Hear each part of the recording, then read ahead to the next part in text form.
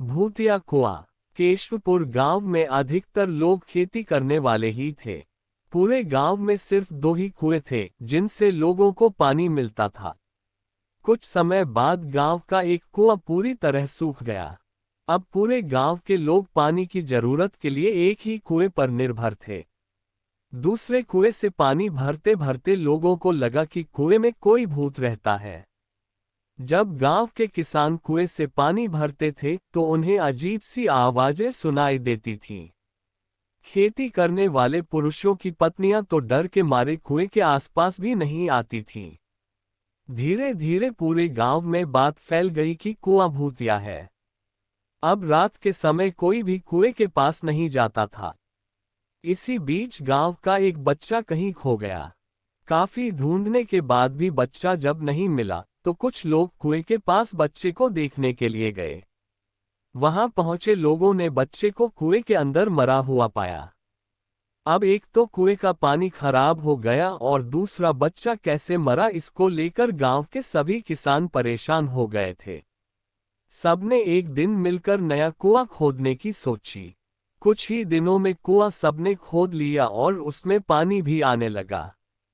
अब पूरे गांव के लोग नए कुएं से ही पानी भरते थे और भूतिया कुएं की तरफ जाना सबने बंद कर दिया था। बड़े लोग तो समझदार थे इसलिए कुएं के आसपास नहीं जाते थे, लेकिन बच्चे वहां अक्सर खेलने के लिए पहुंच जाते थे।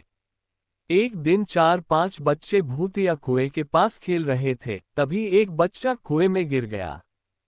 उसके चीखने की आवाज सुनकर पूरे गांव वाले दौड़ते हुए भूतिया कुएं के पास पहुंचे।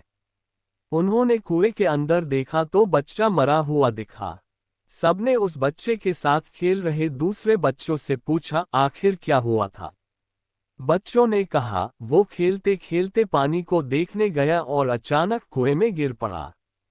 इस हादसे के बाद गांव वालों ने तुरंत एक तांत्रिक को जाकर कुएं के पास बुलाया। वहां पहुंचकर तांत्रिक ने बहुत सारे मंत्र पढ़े जिसे सुनकर भूत सबके सामने आ गया। तांत्रिक ने अपनी विद्या का इस्तेमाल करके उस कुएं को छोड़कर जाने के लिए कहा।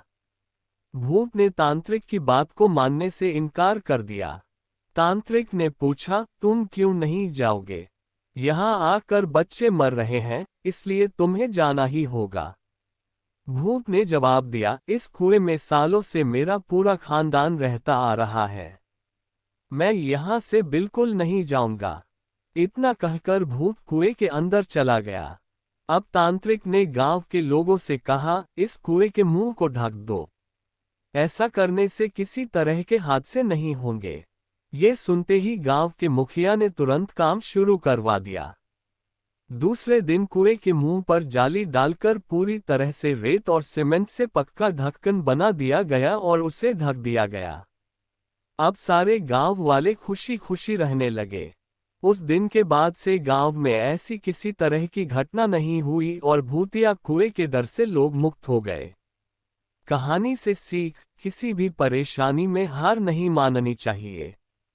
किसी न किसी तरीके से उस परेशानी से बाहर निकला जा सकता है।